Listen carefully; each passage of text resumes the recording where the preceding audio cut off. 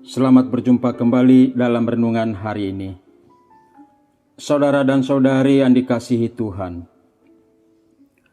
Renungan hari ini diambil dari Injil Lukas bab 21 ayat 12 sampai 19. Tetapi sebelum semuanya itu, kamu akan ditangkap dan dianiaya. Kamu akan diserahkan ke rumah-rumah ibadat dan penjara-penjara. Dan kamu akan dihadapkan kepada raja-raja dan penguasa-penguasa oleh karena namaku. Hal itu akan menjadi kesempatan bagimu untuk bersaksi. Sebab itu, tetapkanlah di dalam hatimu, supaya kamu jangan memikirkan lebih dahulu pembelaanmu. Sebab aku sendiri akan memberikan kepadamu kata-kata hikmat, sehingga kamu tidak dapat ditentang atau dibantah oleh lawan-lawanmu. Dan kamu akan diserahkan juga oleh orang tuamu, saudara-saudaramu, kaum keluargamu, dan sahabat-sahabatmu, dan beberapa orang di antara kamu akan dibunuh. Dan kamu akan dibenci semua orang oleh karena namaku. Tetapi tidak sehelai pun dari rambut kepalamu akan hilang. Kalau kamu tetap bertahan, kamu akan memperoleh hidupmu. Demikianlah sabda Tuhan. Terpujilah Kristus.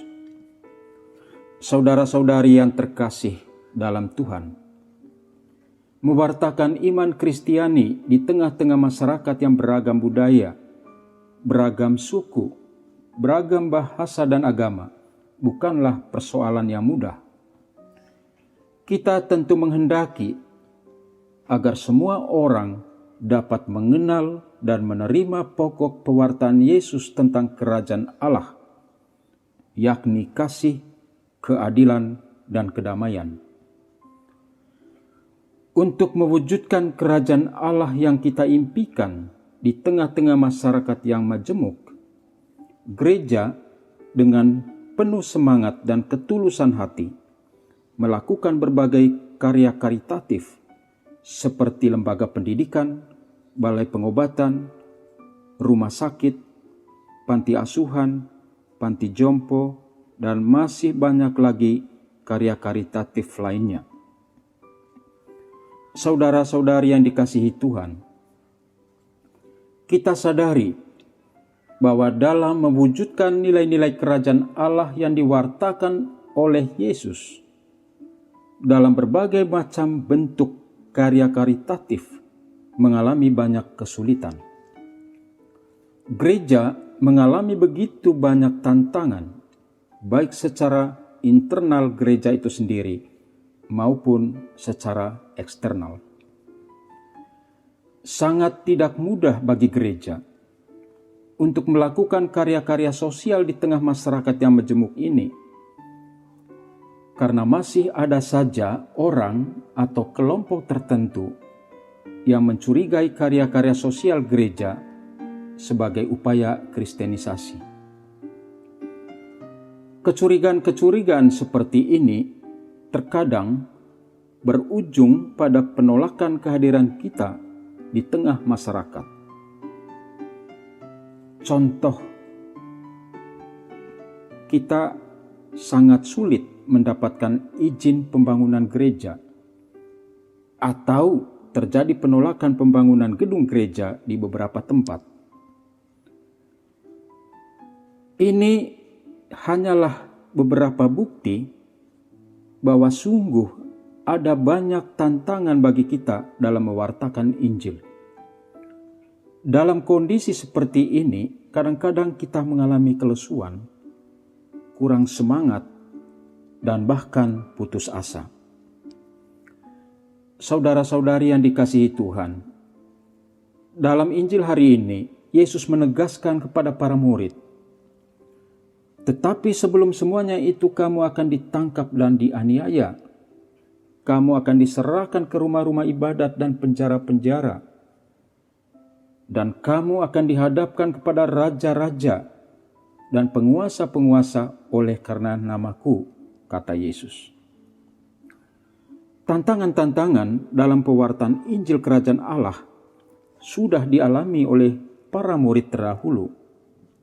Yesus sudah mengingatkan semua konsekuensi dari pewartaan Injil Kerajaan Allah itu kepada para murid, bahwa pada saatnya mereka akan ditangkap, dianiaya, dihadapkan kepada raja-raja dan penguasa oleh karena nama Yesus. Saudara-saudari terkasih, hal yang sama mungkin saja akan terjadi dalam kehidupan gereja saat ini, bahwa bukan tidak mungkin karena pewartaan Injil Kerajaan Allah kita dibenci, dikucilkan, diancam, dianiaya, dan bahkan kehilangan nyawa.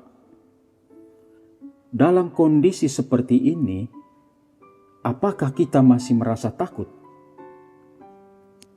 Saudara-saudari yang dikasihi Tuhan, kita tidak perlu takut terhadap tantangan apapun dalam mewartakan Injil Kerajaan Allah. Kita hendaknya tetap bersemangat dalam mewujudkan kasih, keadilan, dan kedamaian yang menjadi pokok pewartaan Yesus dalam berbagai bentuk karya karitatif gereja. Sebab Yesus telah menguatkan kita melalui penginjil Lukas yang kita dengarkan hari ini. Hal itu akan menjadi kesempatan bagimu untuk bersaksi, kata Yesus.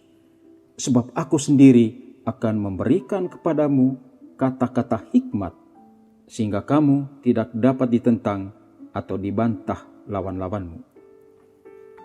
Kalau kamu tetap bertahan, kamu akan memperoleh hidupmu.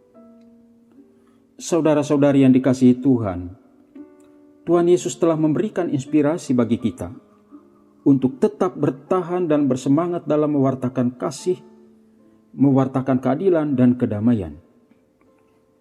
Apa yang diwartakan oleh Yesus tentang kerajaan Allah sungguh dinantikan banyak orang. Semoga bacaan Injil hari ini memampukan kita untuk tetap bersemangat dalam mewujudkan nilai-nilai kerajaan Allah itu. Kita wujudkan firman Tuhan itu dengan semakin mengasihi dan mencintai sesama, serta terus-menerus menegakkan keadilan dan kedamaian, sehingga kita benar-benar merasakan kerajaan Allah di bumi kita tercinta ini.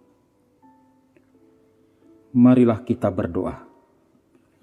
Tuhan Yesus, berilah kami keberanian agar kami mampu mewartakan Injil Kerajaan Allah dalam hidup kami sehari-hari, tanpa rasa takut dan tanpa rasa cemas, karena kami yakin dan percaya apa yang kami lakukan bagi sesama di tengah masyarakat yang majemuk ini sesuai dengan perintah dan kehendak-Mu. Amin.